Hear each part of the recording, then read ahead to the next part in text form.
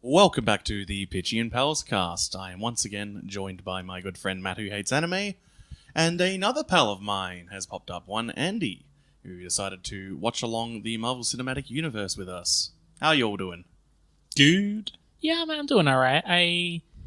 These are interesting movies to watch, actually, even though they weren't always fantastic quality-wise. It was really interesting to actually watch these older MCU movies. Yeah, like you could, at this point, you can really see that in the lead up to Avengers 1, there's this real trepidation there was in the industry, and you really get that perspective when you're seeing them all in sequence like this. But before we really get into the Marvels, I've no doubt started the final upload of this episode with an Or Banana sound clip.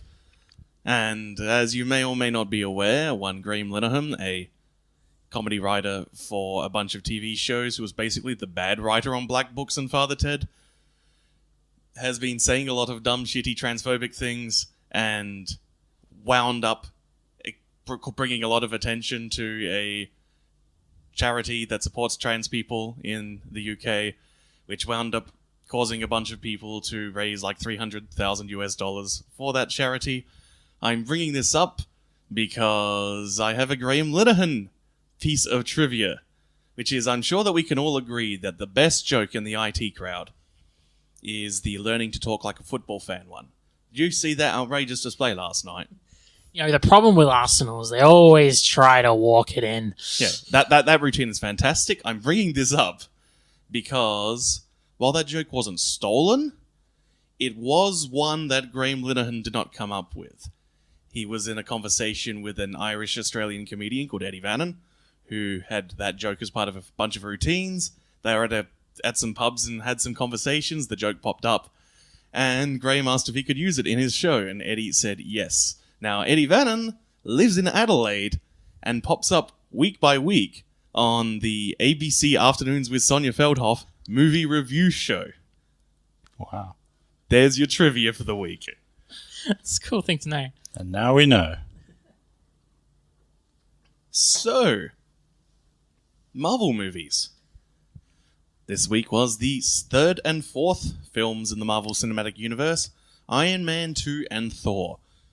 Normally we'd be watching these in sequence, but due to technical difficulties, we wound up watching Thor first, then Iron Man 2 second, which as far as general morale raising was probably the right decision, and I think also helps to give you all the perspective I have on Iron Man 2, which is I quite like Iron Man 2, which isn't the general consensus on that film, and it does come off a lot stronger when you've seen it immediately after Thor. Well, despite my problems with the movie, which we'll get into, I suppose, but it definitely just has so much more energy and dynamism to it compared to the very flats and bland Thor, at least in my opinion anyway. It has so much more everything than Thor kind of tries to do, and then Iron Man kind of came in and did the comedy better, did the charisma better, it did relationships better, and certainly did action better. Yeah, it's just an all-round better film. Yeah, I think we'll start off with the action and I guess art direction with these films. Because something that really stuck out to me in Thor was the art direction and lighting when it came to action scenes involving the Frost Giants. I guess we should summarize the plots of these movies for those who haven't seen every MCU film. Thor is probably one of the ones that you're more likely to not have seen, so it's probably worth doing. Who wants to cover that?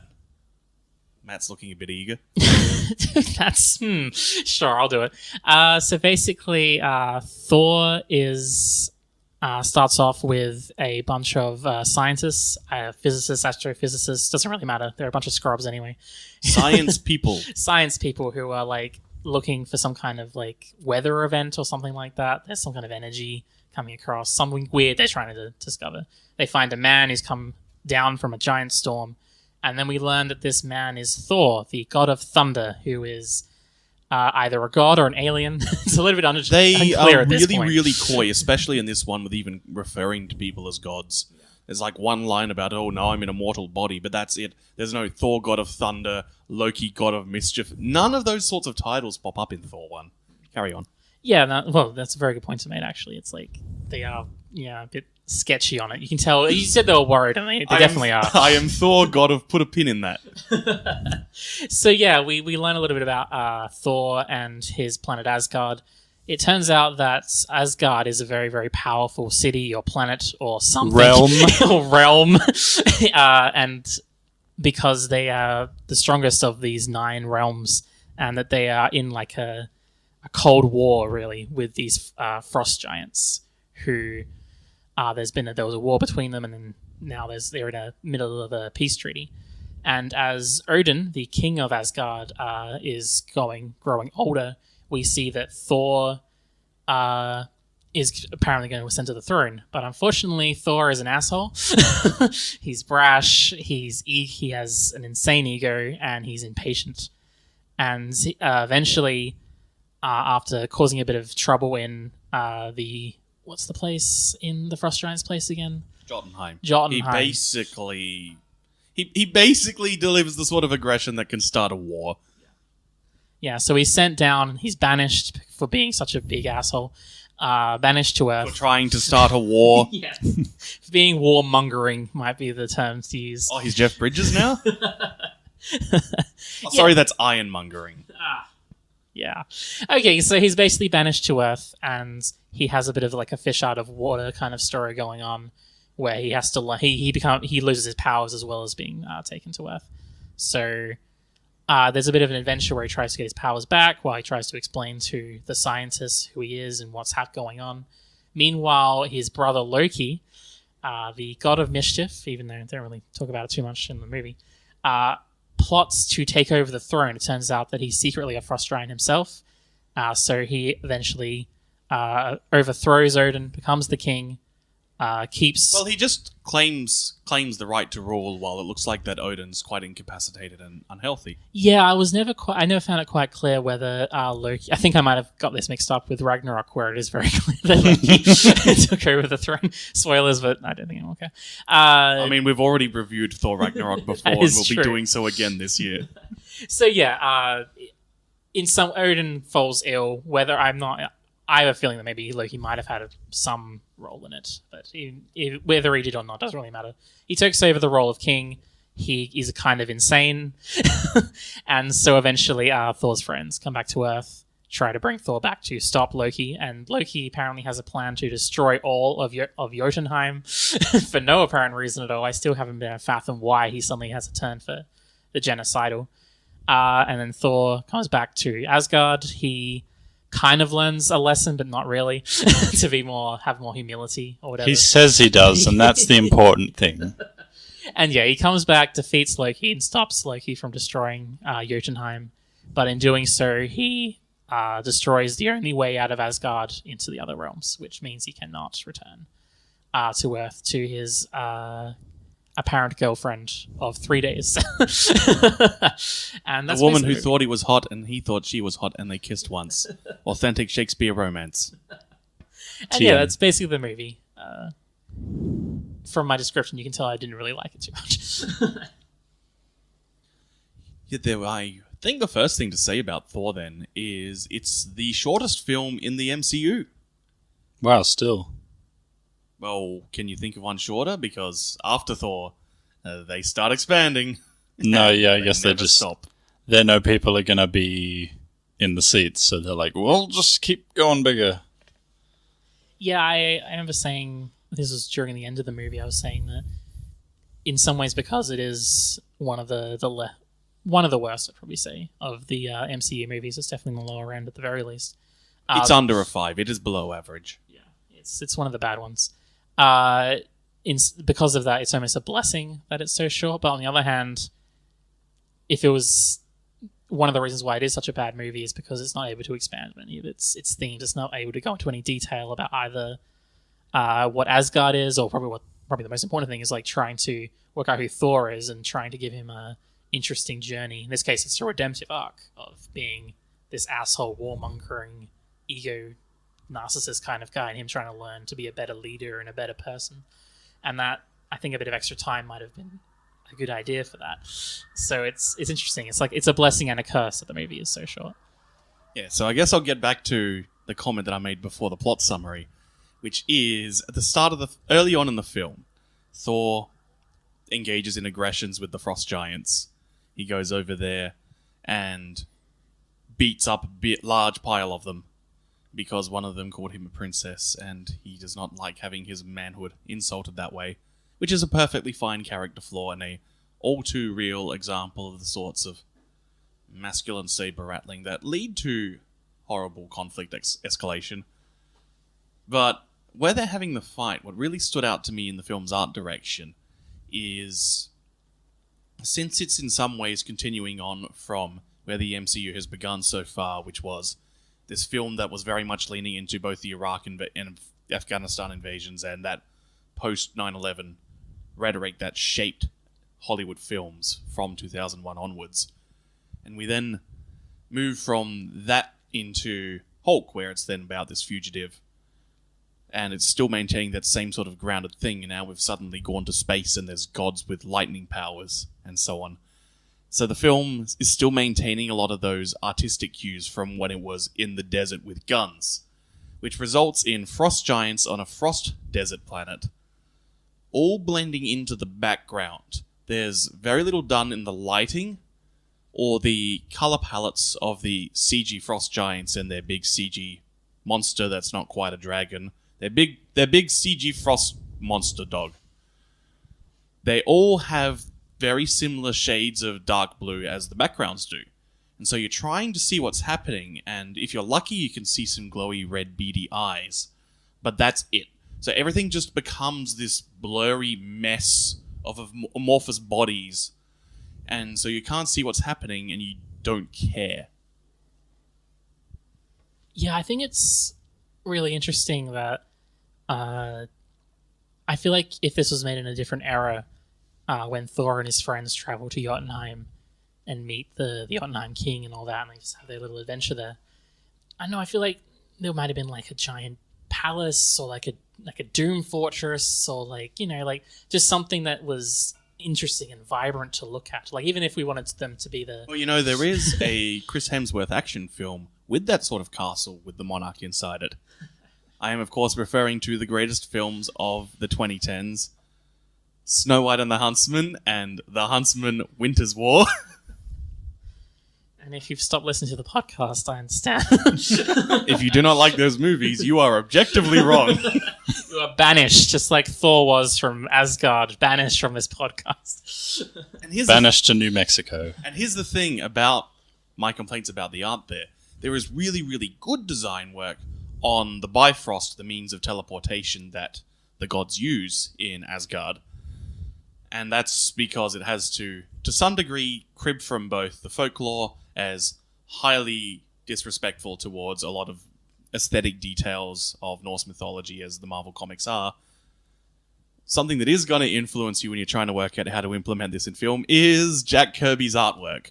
And so the Bifrost and everything related to that is this glowy, vibrant rainbow bridge and this incredible neon stream of light that you get thrown through. It's halfway between like the sort of thing that you'd see on an early 80s heavy metal album cover, a psychedelic dream from 2001: A Space Odyssey, and like some sort of neon science fiction thing. So it's obvious there where Waititi gets his ideas to take Thor into a fully neon direction in Ragnarok.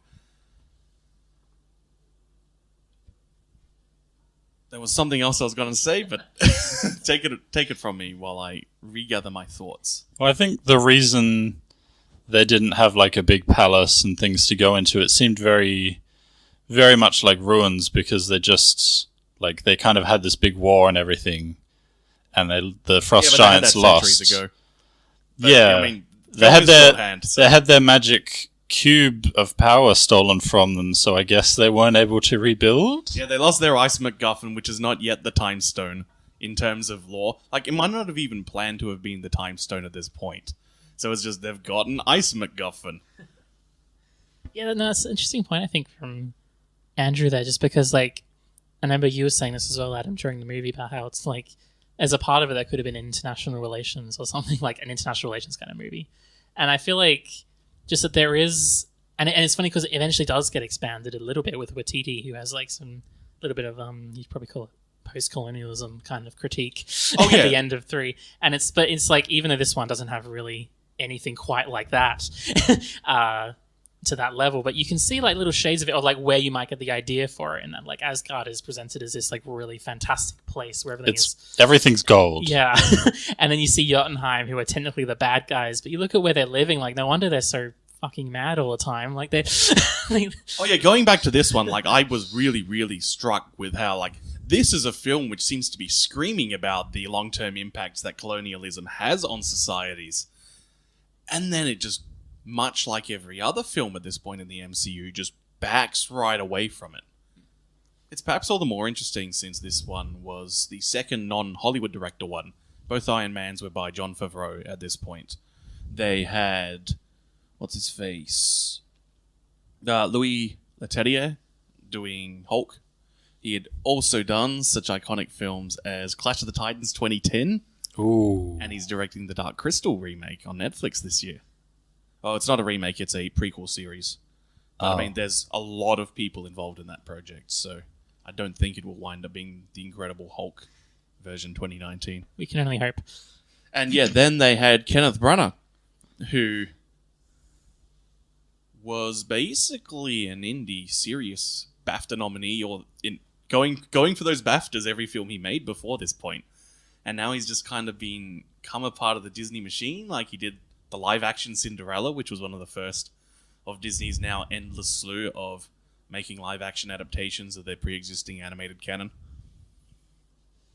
Yeah, I wouldn't pretend to be an expert on Kenneth Branagh, but I will say that I am surprised that there wasn't anything.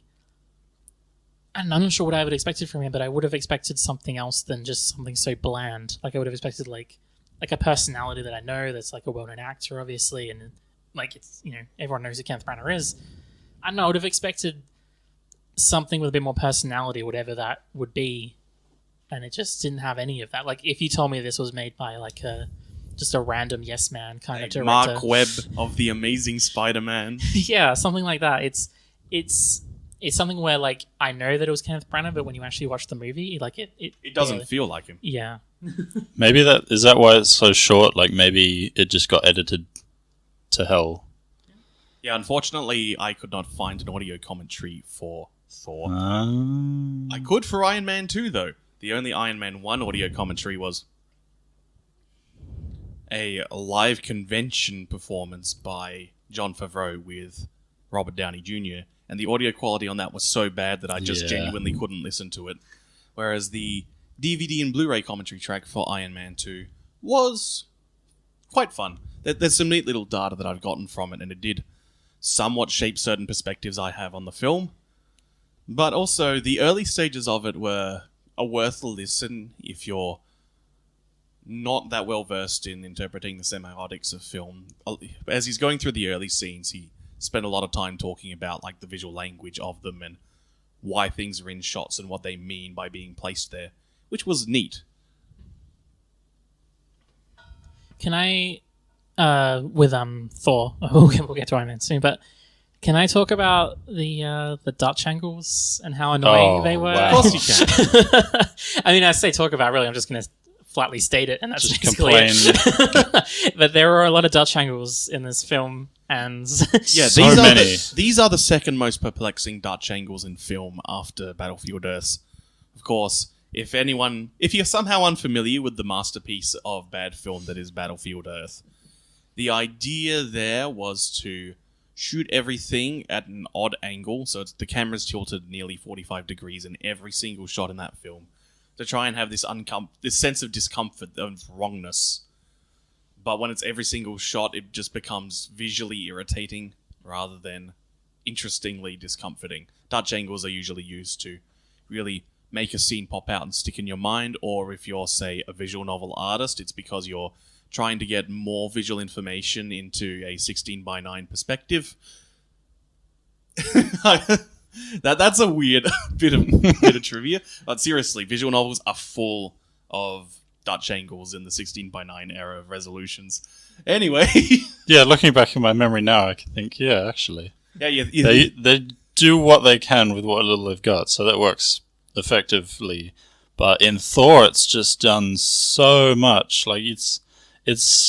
We were talking about how just hard it is to decipher what they were going for when it's used in every second scene or something. Yeah. The context in which it's used continually shifts, and so you could use it for, say, scenes where Loki has taken control to convey a sense of wrongness there, or for any sequence where Thor is on Earth when he's being a fish out of water as not yet the more nuanced and compassionate man that he could be. Because then you would have this sense of, okay, he's in the wrong place and everything's wrong due to his actions.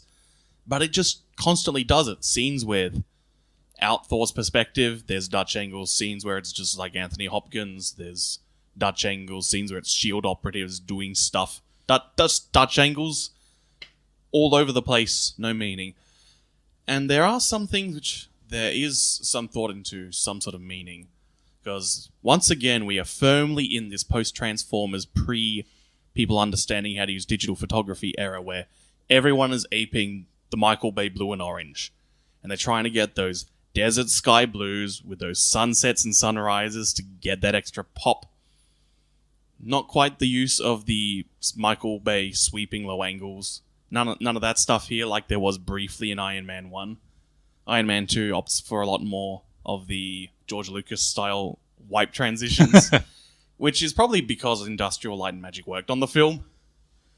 But we've still got this blue and orange everywhere, but there is this definite decision that Jotunheim is blue, Asgard is orange, so you got these definite differences in locations while sticking to that palette, and Earth is a mixture of blue and orange. Yeah, because they had New Mexico, and then they had like other indoor scenes or nighttime scenes and things like that, so it's still just very blue and orange. Yeah, and even in the scenes where it's nighttime and there's, say, blue neon lighting in an Earth building, but then there'll be, say, a fire in the foreground, which then continues to give that contrast and that connection between the two through the conduit that is Earth, which is a neat idea, which would be way better if there was, say, some sort of ideological differences between Asgard and Jotunheim, if, say, the film actually decided to use its international conflict to actually discuss things. If they went into any detail at all.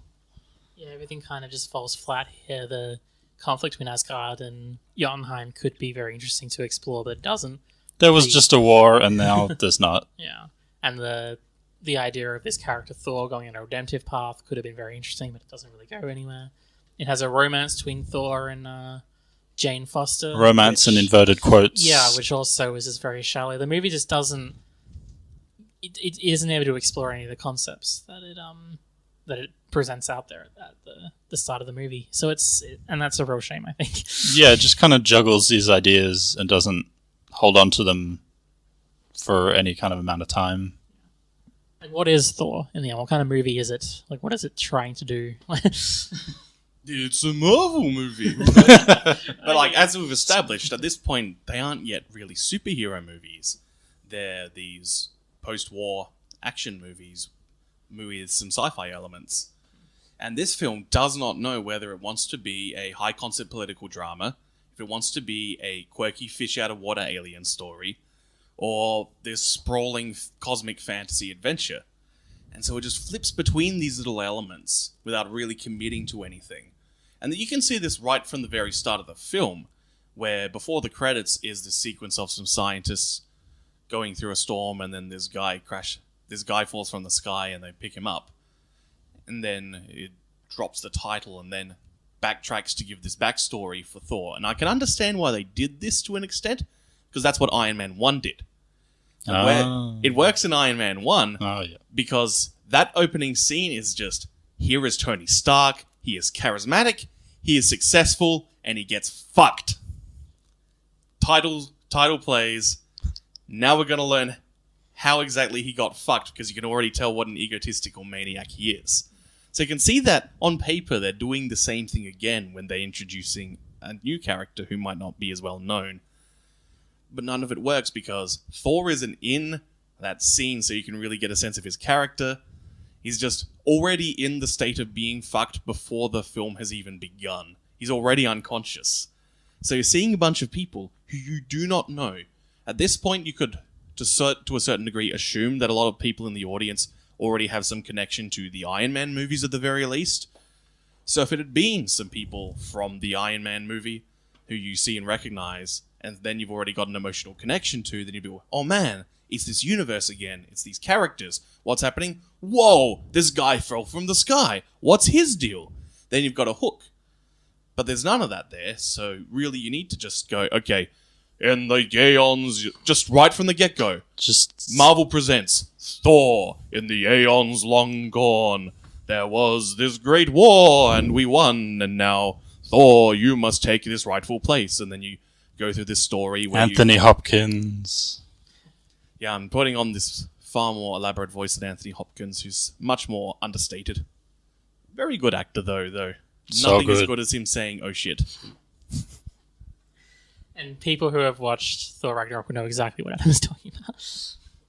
Yeah, I feel like there's like a few different ways you could have started, like making a film, making a story. There's so many different creative decisions you can do, but I don't want to go too hard into here is the way the movie should have gone, because I'm not a film director, and like you can do that with any film and it just eats up all the time. You're looking at what's in your head rather than what's actually there in the text. But the point is, whatever options they could have chosen, they chose the wrong ones.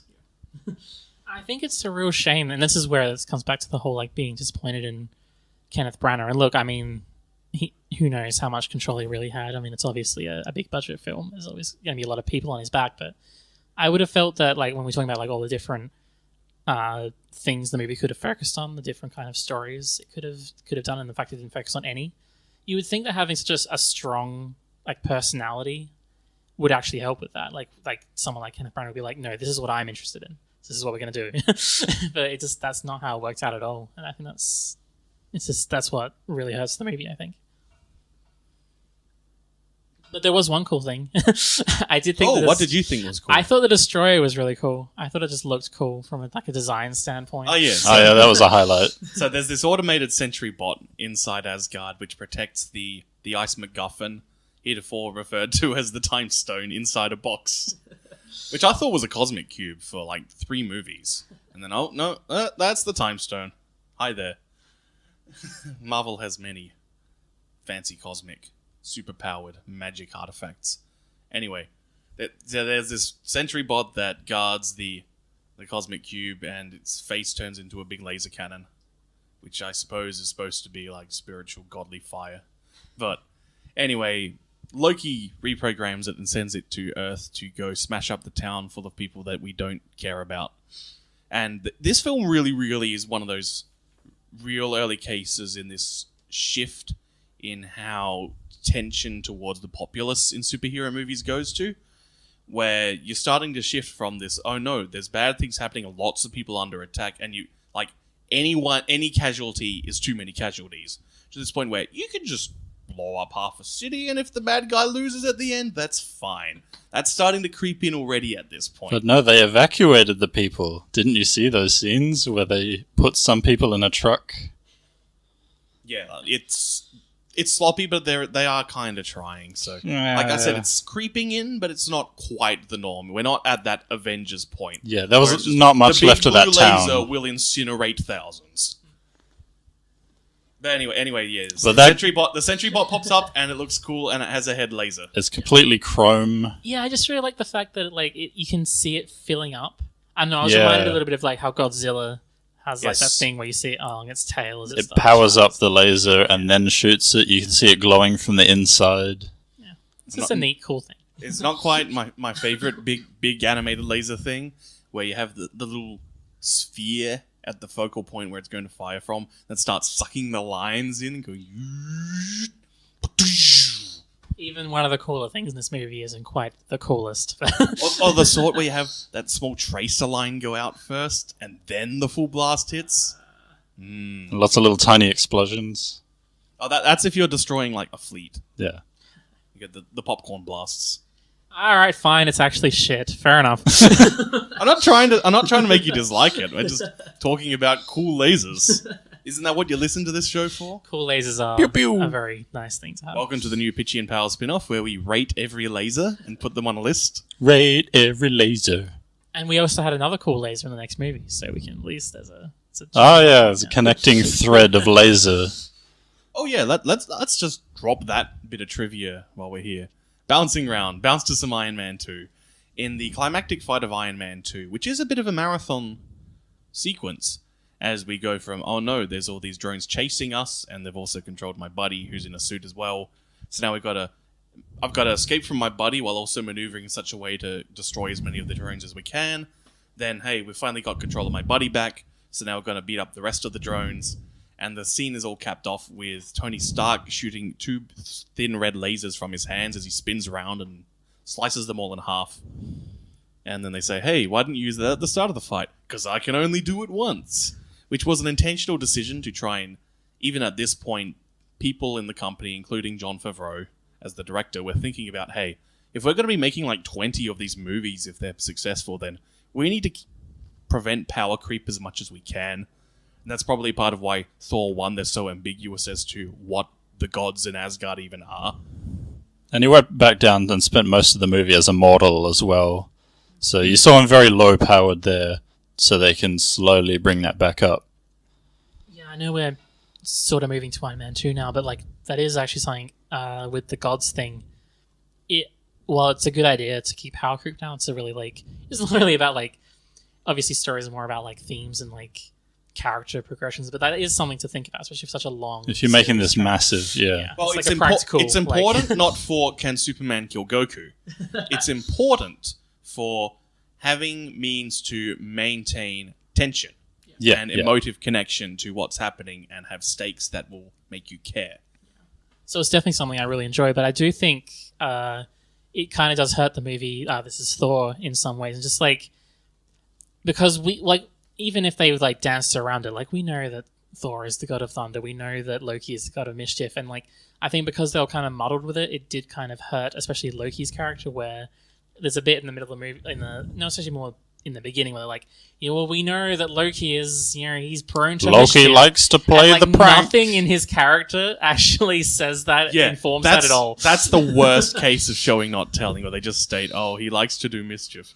And yeah, in the early stages of the film, Loki is the closest that we have to an actual emotional connection point. Like, the first few scenes frame him as the protagonist over Thor, which does kind of work as the swerve as you then discover that Loki is, in fact, a very, very bad person.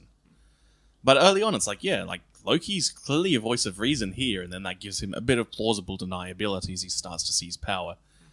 Can we just talk about the course that Loki goes over these films? And how kind of perfect it is. That you see this guy, the first few scenes, he seems like the voice of reason and the protagonist.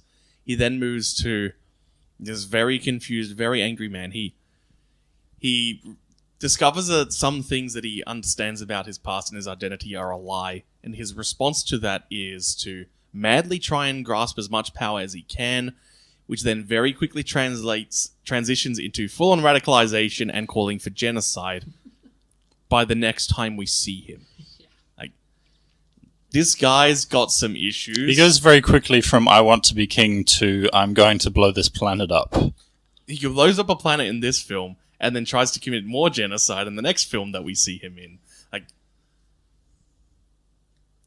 and if this is something that a child of Thor has in their headspace, in a society where, as far as we know, there's no internet to allow for ideas to radicalize in that way, like, again, there's these vaguely colonial beats which are completely unexplored at this point.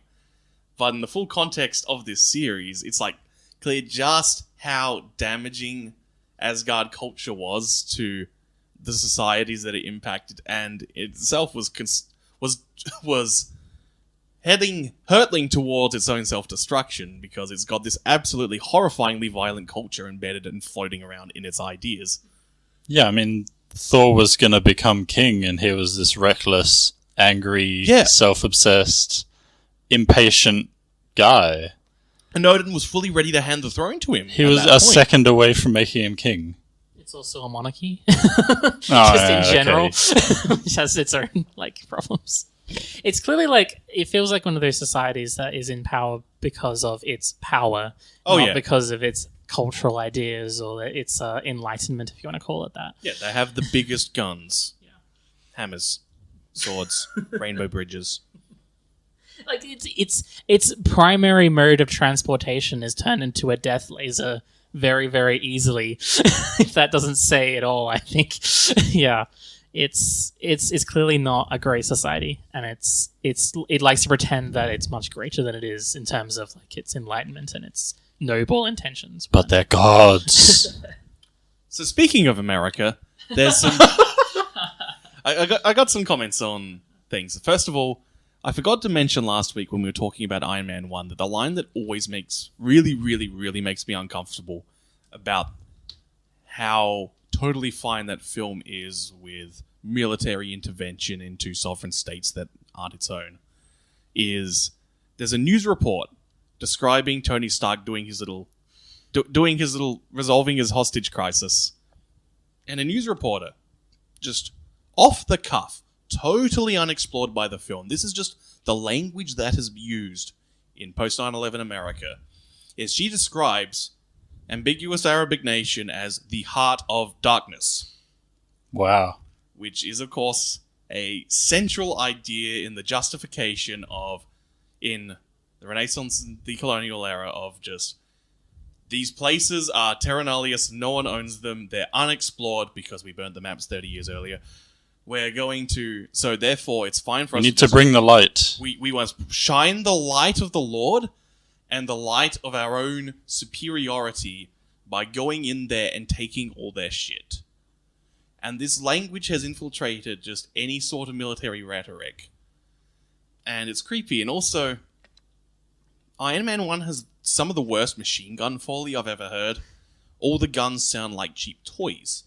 I'm bringing these up now because when I was listening to Favreau's commentary of Iron Man 2, there's a sequence where there's a big bunch of guns that pop up, and it's very much a nod to a scene from Taxi Driver. There's a fair amount of intertextuality in Iron Man 2 that I'll probably bring up again in a bit, put a pin in that.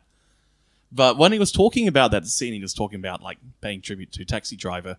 Originally, all the guns that they had were just fake random like sci-fi guns because it's made by a fictional weapons manufacturer. And Favreau said, no, let's get in an armor and actually put real guns there. Let's see if I can find the quote because I wrote it down. We gotta do real guns. They look cooler. And that there is this very much, it's not quite as strong as, say, like Snyder's Dawn of the Dead or something, but there is definitely, at some degree still, even at a point where Tony Stark is trying to avoid the military, but anytime the military pops up, there's still this sense of fetishization going on with it. Even when there's a bunch of shots of the military and a bunch of jets and things in a hangar and on an airfield. And Favreau in the commentary was really excited to list exactly what each jet it was and how cool it was that they were able to get these shots. If you want to get why there's these criticisms of the way the Marvel movies depict superheroes as being so fond of hard power on an international scale, it's like when these sorts of ideas are popping up in the creation of the text, it's gonna be reflected and be read into.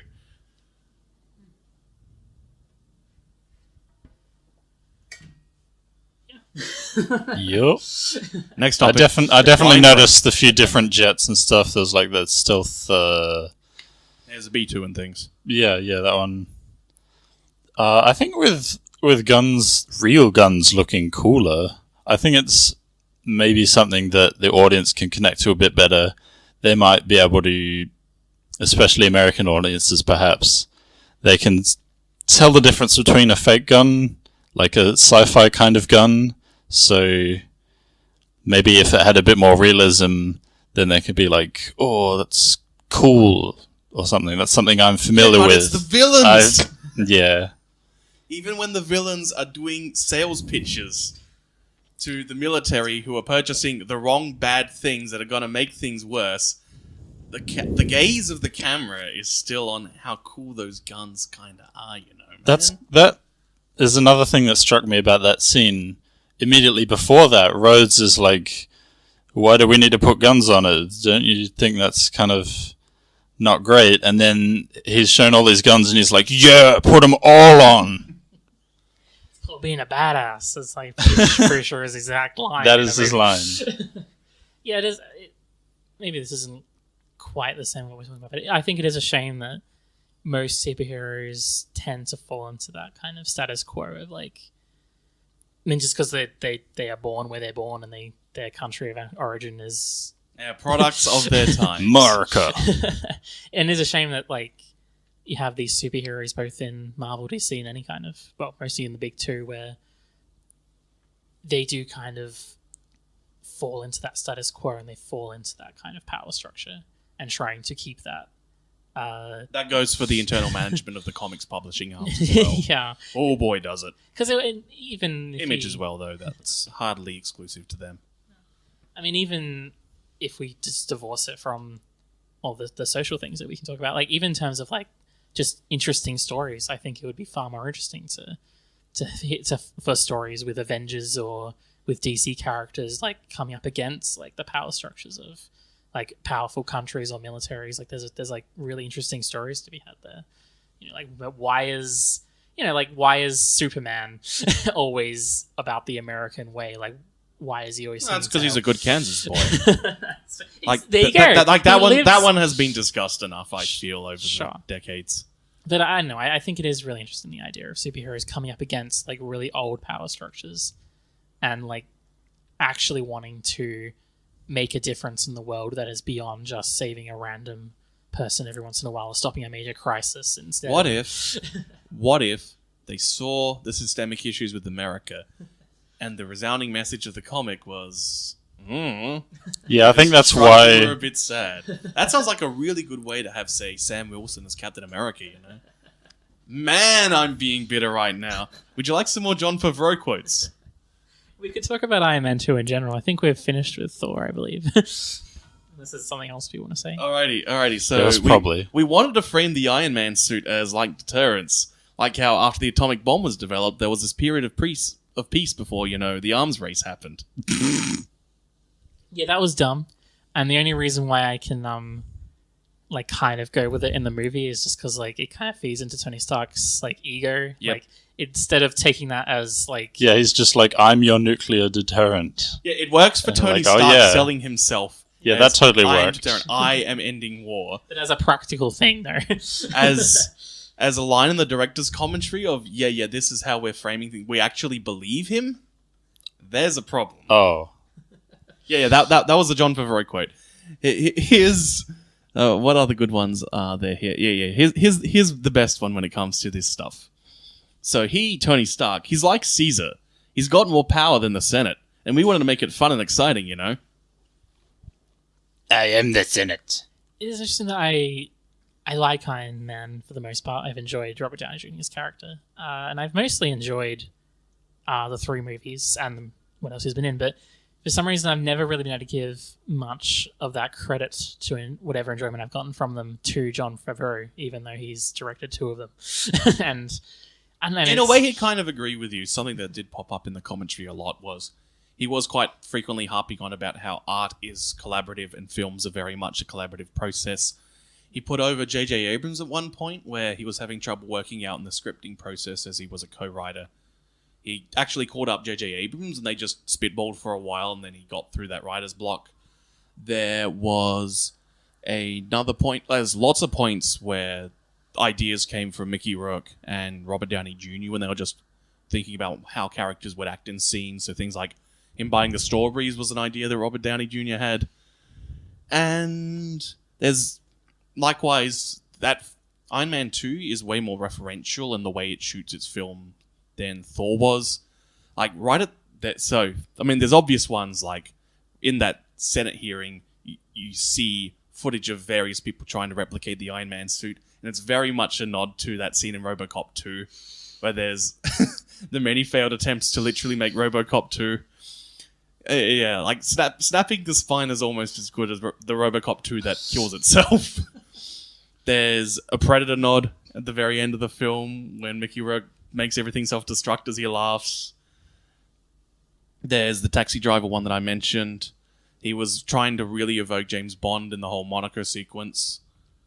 And, of course, right at the start of the film, and I guess we'll get to discussing how Iron Man 2 opens its film as opposed to Thor. But something to mention here is as Mickey Rourke is working at his computers and things, it's a nod to Pi, the debut film. Yeah. Matt's making a funny face here because we haven't gotten to that yet. That is the first film Darren Aronofsky did. And he did that with Mickey Rourke. So there's some intentional nods there to a better film. Shall we talk about Iron Man? Andy, would you like to summarize Iron Man 2 for us? My memory always fails me at the start of things. I can do it if you don't want me to. How did it start? It started with a bunch of audio from the end of Iron Man 1. It refreshes you on his press conference at the end of Iron Man 1, announcing himself as Iron Man. And then it fades out to that being shown on a TV, being watched by a sick old Russian man, calling to his son, Mickey Rourke, as is dramatically revealed. And lots of vodka. And he passes away. And Mickey Rourke is very shouty. It's kind of a mix He's mad, of... so he decides to build a thing like Tony Stark has. It's a mix of anger and sadness that just kind of blends so far together you can't tell what is what in that screen. It's just a scream of pain and like, I'm going to get revenge on you, Tony Stark. So yeah, then what? Then the title.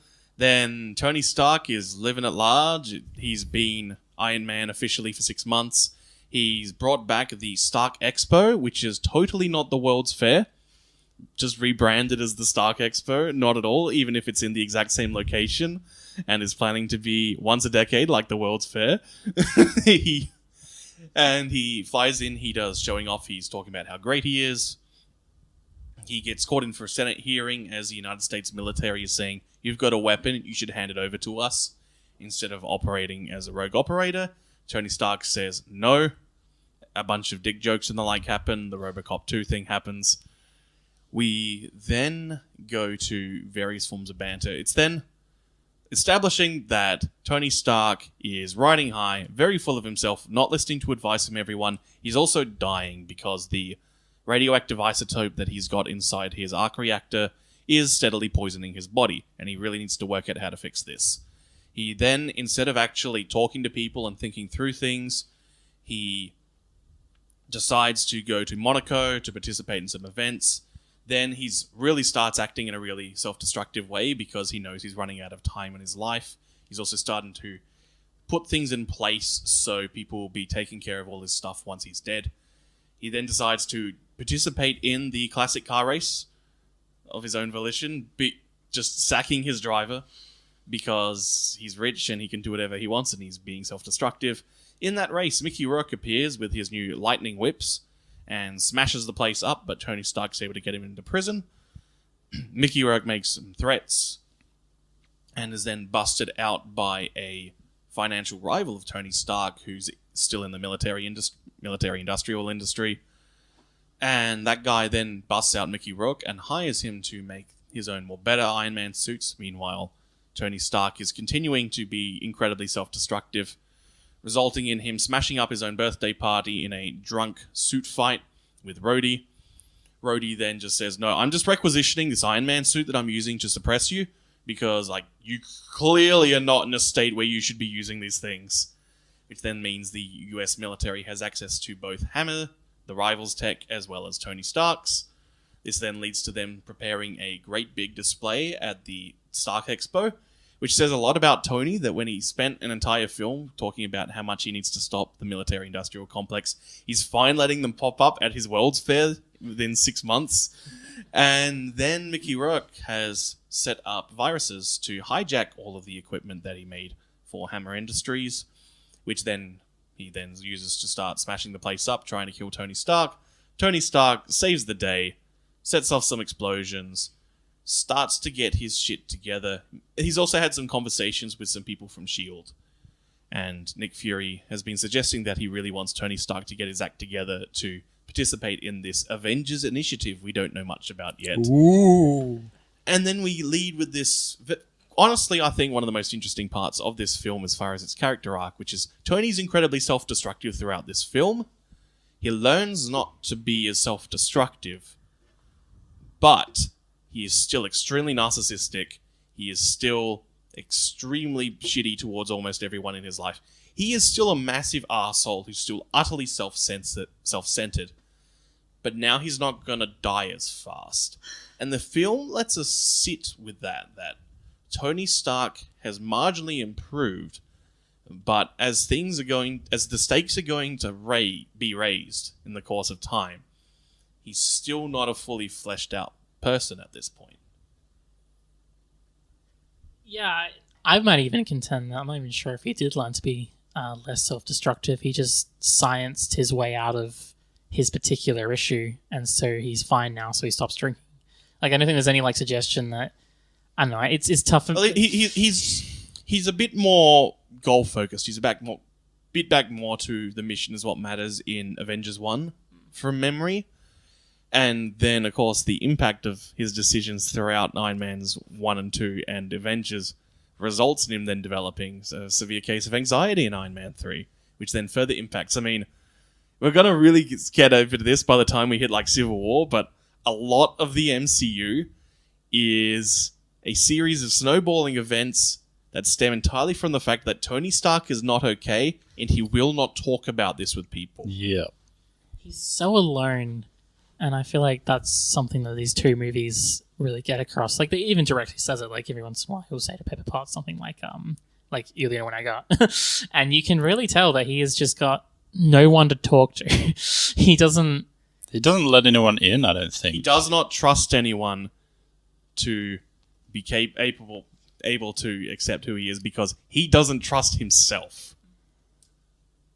And it's where him joining the Avengers isn't just helpful to the Avengers as a whole, but I think it actually kind of really helps him as well, because he's finally has these people, these personalities, instead of just groupies or people who work for him. People that can relate to him with unique experiences that no one else has. His whole life, he's been the smartest person. He knows the best looking, charismatic in his view, of course. And then he meets, Steve Rogers and Thor, and I'm not the only special person, so maybe they know what I'm going through. And then he doesn't talk to them about it, and this results in the entire thing getting destroyed and him losing everything that's useful. It also probably explains why he was so desperate to keep the Avengers together at all costs, because it was probably the only family he even had, even if he didn't use it as well as he could have or communicate with them as well as he should have. It was still the closest thing to a family, which is why he was this has to stay together no matter what. Also why he comes to fixate on Spider-Man in the later films, because he's lost everyone else because he drove them away because he didn't talk to them about how he's not okay. Yeah, Tony Stark is not okay. Even he tries multiple times to talk to Pepper about his blood poisoning, and it just kind of never goes anywhere because they keep talking over each other and things get distracted. He can't take the time to let her talk for a bit. He just can't. Yeah. Yeah, he clearly struggles with communication a lot, and it's obviously a bad thing. At the start of the movie, it does fill the movie with a lot of energy, and it's actually kind of fun. When he's... It's always fun when he's doing the bit. Yeah. And it's often at its strongest when you can see the doing the bit and it's funny, but then you also then have that dark bite of, no, this is derailing it. This is not great for the relationships. Because, at the start of the film, it's just... maybe it might be just because after watching how bland Thor is, it's as soon as you start watching Iron Man 2 compared to what we were doing with Thor, it's just there's just an energy to him. It's just fun to watch him. There's an energy to the film right before that where it's just, okay, here's this thing that reminds us of previous events. Here's a different perspective on it, and it's a dangerous perspective. Oh no, what's going to happen? Meanwhile, yeah, Stark's back. He's back, baby. He's full-on Carney now. He's got the rizzle, the razzle, the dizzle, the dazzle. He drops out of a jet in order to fly into an expo named after himself, landing in the middle of a stage which is being accompanied by a slew of 12 dancing women. Only 12? I'm pretty sure it's 12, but I thought there was 40. we can count. There was a lot. The point is, there Way is this too many. this dancing troupe of conventionally attractive women who are all cosplaying as Iron Man. It's like Spirit of Halloween, sexy Iron Man. Sexy Iron Man is what it is. And the American flag in the background Yeah. as well. While also there's a gigantic projection of an American flag as he appeals to the crowd, cuts an extremely humble babyface promo, which is utterly self-centered, where he basically says that he is the entire cause and source of world peace, Yep. and he's all doing it all while still completely constructing himself as a brand. A couple of scenes later, he even explicitly states, "I have privatized peace," which may be the most terrifying sentence in the film. It shows, like we were talking before in the last podcast about with Iron Man 1, and that he learns that in that movie he sees the horrifying result of a lot of his actions or the things that he participates in. And even though he wants desperately to be redeemed for that and find a way to make it right, he doesn't really know how. And I think this shows that a lot in that he thinks that he's kind of solved the problem. And it just shows us how, maybe not dumb he is, but just how immature he is and just how he doesn't see the full picture. Yeah, there's far more that goes into international and intranational conflicts than just guns. Life isn't about just shooting the bad guys. There are many, many factors. There are economic factors, there are social factors, there are cultural factors. They all combine and they intersect in all sorts of ways that leads to nuanced problems which require nuanced solutions, and those are really, really hard to develop, especially when there's people who are very content to say, hey, this new method made me a lot of money. That's good. He's a genius, but he doesn't have that will. He doesn't have the ethic to No actually... ethics, very few morals, and absolutely no empathy. He'd much prefer to be center stage with all the attention on him. Because he's a genius at science things. He seems to be a genius just in that kind of way. But I feel like he doesn't have to work very hard for it. And even with saving himself, I feel like he kind of gave up so easily until Fury came over and handed him this new idea in his lap, and then he worked for a little while, and then he solved the problem, and he's fine. It wasn't like he was devoting every last minute to save himself. He was just like, no, this is hard. I can't solve this. Fuck it. Eat, drink, be merry. Tomorrow we die. And If I wind up hungover sitting inside the logo of a Dunkin' Donuts, and so be it. I have to say that's one of my favorite decisions that was made in production, because the script had all those conversations with Nick Fury inside S.H.I.E.L.D. headquarters. And then it was, as they were getting to the production, they went, no, this isn't appropriate for not just the certain tone that we're getting with these movies at this point, but also, Iron Man's at his lowest point. He doesn't need to be dressed down in somewhere fancy and elaborate where he can be a bit comfortable with all this tech. No, he's a bum right now. He is being a bum, and he needs to be in the place of bums. The donut shop. It's a great change of location. And then, a kind of aggravating camera take happens in that shop. Can we get to that? Okay, so Natasha Romanevko? My words Romanov? are vanishing. Oh, it is just Romanov. Yeah. Really? It's Marvel. Of course. It's Marvel, baby. Okay, so Natasha, secret heir to the SARS, debuts in this film. That's Black Widow, and she pops up as pretending to be a new secretary for Tony Stark, so she can keep an eye on him and prepare a psychiatric assessment report, which pops up at the end. They reveal that she's Black Widow in the donut shop, and they reveal it by having her wearing a skin-tight outfit where her butt is center frame for the entire tracking shot as she walks into the shop and to her seat. They do that a lot in a lot of her scenes. Mm-hmm. You want to know what male gaze is in cinematography? That shot. The first few times I saw it, I was like, oh yeah. But No But- pun intended. But yeah, now obviously I know better, and it's like, come on, guys. Like, it's a family kids movie, technically. Well, kids' movies can be very horny. Have you seen An American Tale 2? Not Fievel Goes West? just like butt on screen. An American Tale 2, Fievel's Go West, has a character arc about joining burlesque. Oh, we're watching that next, right? No. She's also Playing the PS2 game. Go on. it's also kind of weird. Like, obviously we're talking about male gaze, but like it's also weird that she's even wearing that uniform in a Dunkin' Donuts. Like, I know she says they secured the perimeter, but there was still no reason for her to put that like on. Like, it surely isn't the most comfortable thing to wear, and she's not planning on fighting anyone. It's a case of shorthand to say, okay, now she's business, now she's fighty person. Yeah. We're fully revealing our hands here. But yeah, just her being in something more streetwise with just holding a gun would have honestly been enough. And Fury was wearing some kind of skin-tight leather outfit. Like, he's just wearing a nice jacket. That'd be something for the fans. Yeah, he only goes into his Nick Fury trench coat after they've gone back to Stark's house, and he gets a report that he needs to go somewhere else in a context where he probably needs to be the full Nick Fury, the badass. Would you like another Jon Favreau quote? In the scene where Black Widow fucks up all the dudes inside SpaceX, all the Hammer Industry scenes are shot in SpaceX, by the way.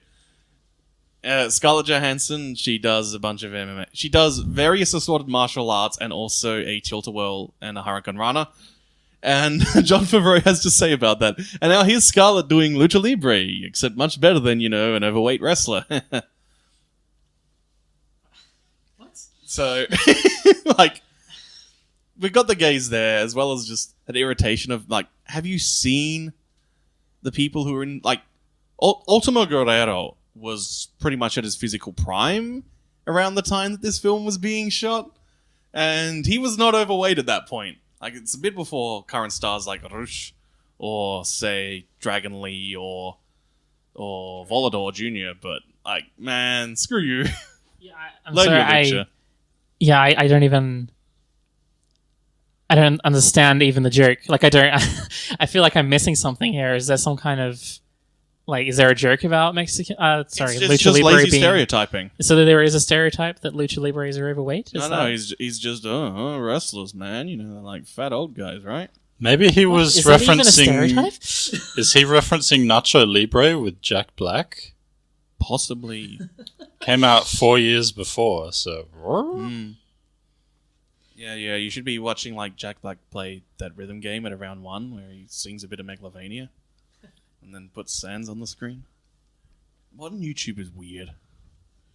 As I say, like, maybe I should give him more respect than I do, but I never, like, thought of these movies as, like, Jon Favreau kind of thing. I don't want these as Jon Favreau call-outs, because basically every male director in Hollywood would be having similar sorts of thoughts, especially at this time.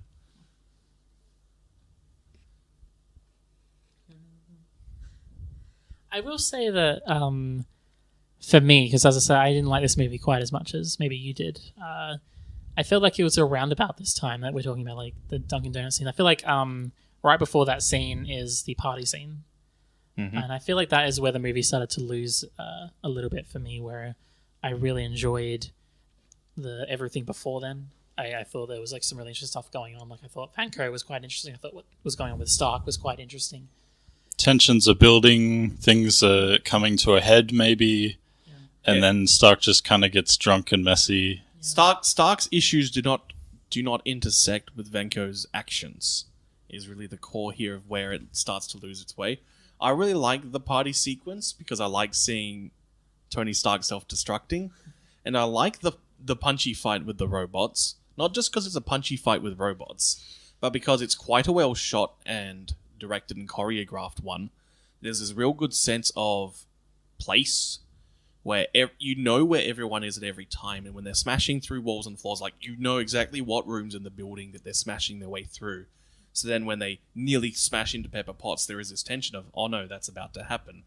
And I like that that's a thing, and that lets me bring up another bit of trivia, which is when Favreau was trying to work out in the storyboarding process how to storyboard the action scene, since this was a bit more action-oriented than Iron Man 1. And he was trying to work out, like, what do we do? Because, like, we can't have lots of dudes get shot because it's a PG-13 movie. But we could probably have a bunch of, like, robots get smashed up and have them, like, bleed oil and things. That would kind of work. Kind of like, what was that cartoon I saw? Like, Samurai Jack, I think it was. So then he got in touch with Genndy Tartakovsky, who wound up doing the storyboards and the animatics for the fight scenes. Which is why, in comparison to certainly some other action movies in this period where we're firmly in that post-Batman Begins era of everyone just doing the shaky cam and the rapid cuts. Yep.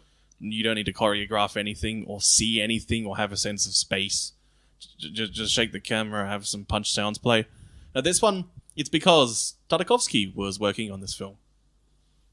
And that's why there's a Japanese garden in the climax fight scene as well. It does look really good.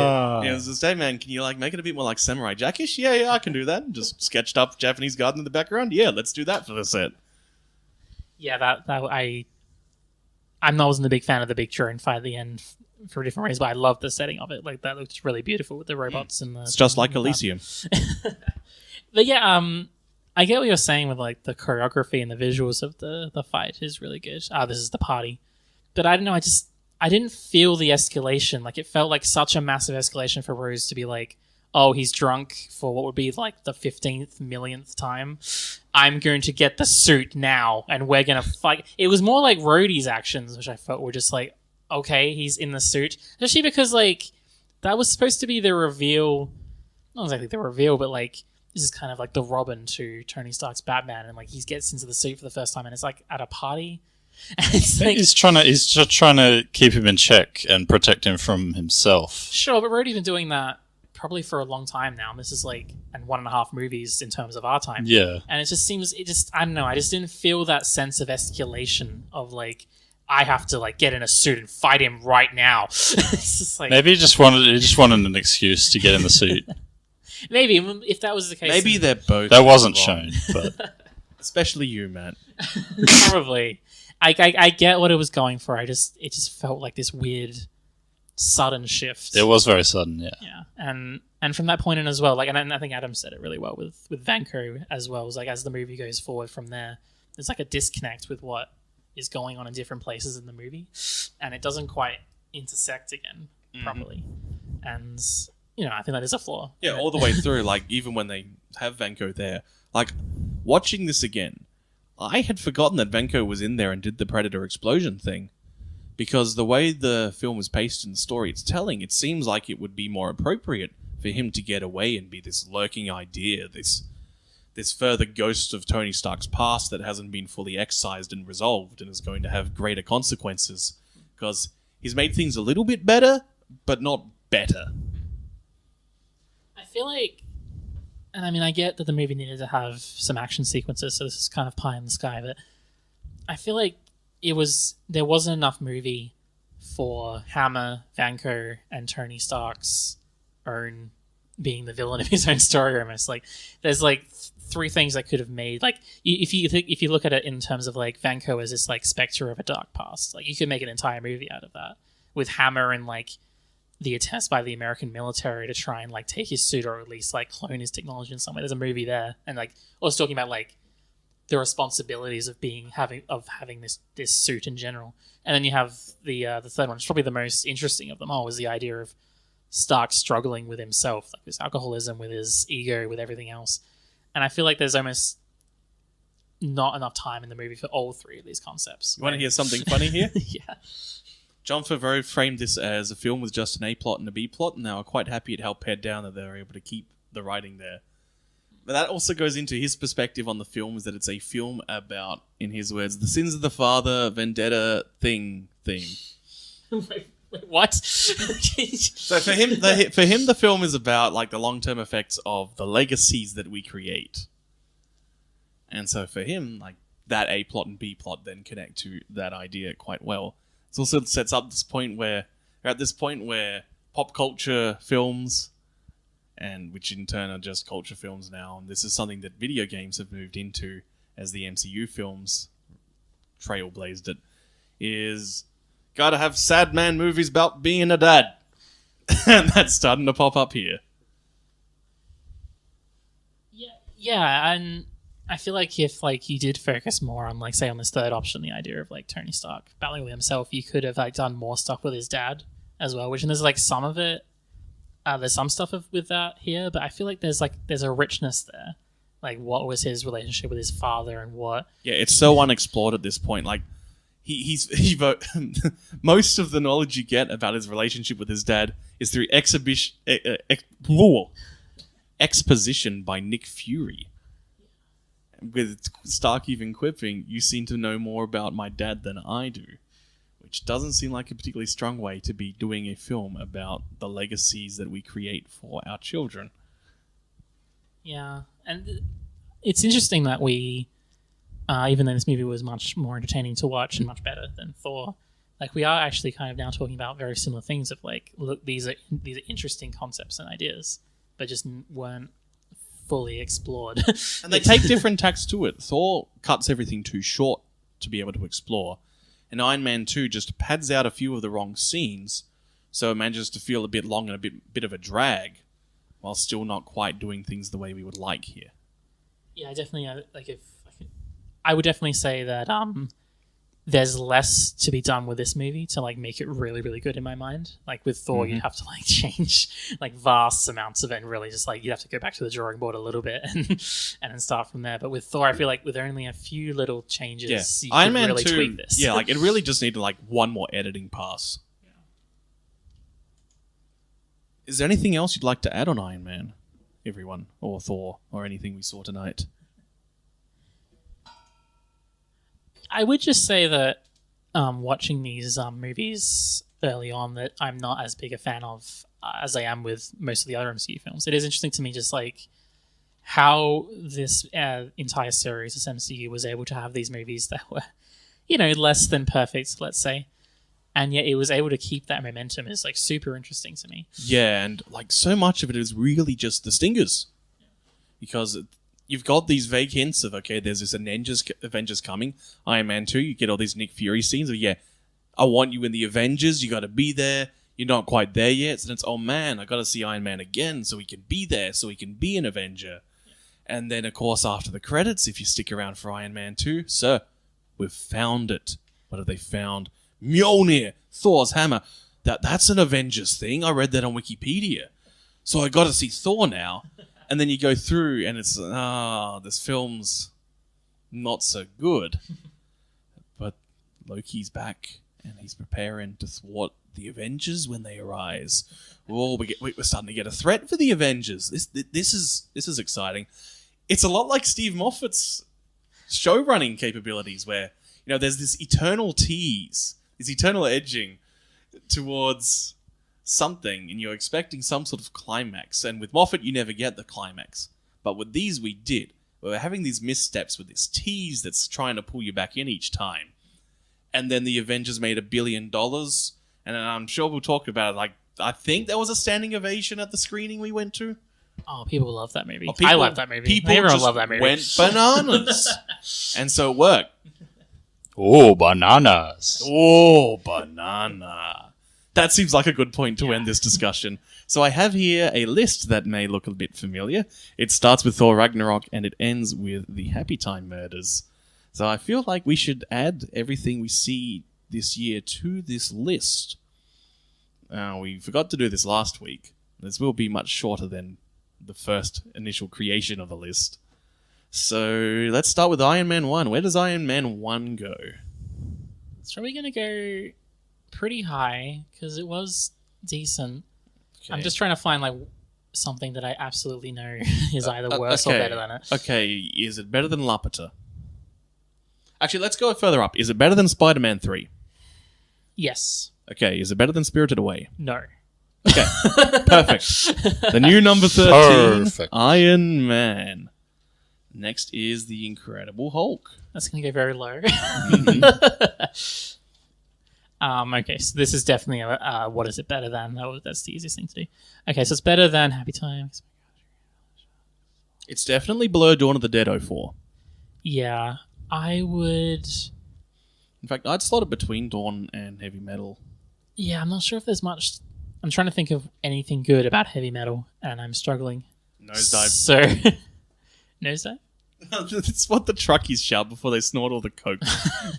Yeah, that's not going to save it. Fine, Incredible Hulk is terrible, but it can go ahead with heavy metal. Alrighty, the Incredible It's Hulk. still pretty low. Yeah, the first act is good, and this is definitely the bad movie section. I was going to say, there's no way it's worse than The Year Without Santa Claus. Definitely. I haven't seen that, but I've seen one similar, and oh man. Yeah, you've seen the best one, Andy. You've seen Rudolph's Why Shiny did you New give Year. him the best one? I wanted only had Mr. one White movie to Christmas. watch. I wanted Mr. Snow. So then we get to Iron Man 2, since we'll go chronological here. Okay, well, it wasn't as good as Iron Man 1, so it's going to go a bit lower than that. I'm going to put it... Let's put it between Fantasia and Halloween. Yep. I can respect that. It's probably a bit Iron mean Man. that it's better than Halloween and Bitch, but... It's my your list. list. Next we have Thor, the last one to do. This will be pretty low, actually. Yeah, is this worse than the Incredible Hulk? No. Ooh. No. Okay. Hulk was pretty bad. Like Thor at least had like Tom Hiddleston in it and had little things. It had acting. and acting. In it. And No, it's gonna go somewhere like I'm thinking like Commando or Akira because like blandness. Whoa, Officially up that high. Oh, okay. It's better than Book of Henry. It's better than Flying Ghost. Oh, Ship. it's Like, not a better than movie. Book of Henry. It's like I'm thinking it's not better than Hausu. That is ridiculous. Hausu That has is- so many amazing visuals, I and was Thor a- has none. No, I guess it does. Oh, It yeah, has it's the got the Rainbow Rainbow Bridge, Bridge. and it's got all and the the shiny robot It has the Destroyer. defender. Yeah, I'm gonna put it above Laserface. Akira. Okay, between Commando and Akira. Yes. Okay, that's where. There you are, Mighty Saw, as you're Wow. called in Japan. Nosferatu is ahead of it at least. There's Hell yeah. there's a lot ahead of it. Yeah, but it's the Girls on Panzer their films below, and now I'm going to murder you. So that should settle us for this week. Next week is Captain America, the First Avenger, and da-da-dun, da-da-dun, da-da-dun, da-da-dun. It's the Avengers. I'm not going to do the theme. Yay for Alan Silvestri. He's a very good composer. Did a fantastic job for the Avengers.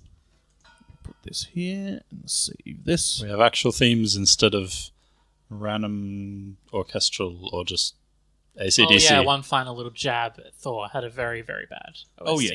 Iron Very Man bland. 2's instrumentation is very much geared around masculine instruments, lots of guitar, lots of horns, but it works. There's this thumping and this tension, whereas Thor is like something you'd expect from like an MTV show when they try to do some fancy serious show. I'm thinking of like MTV's The Shannara Chronicles here. Ugh.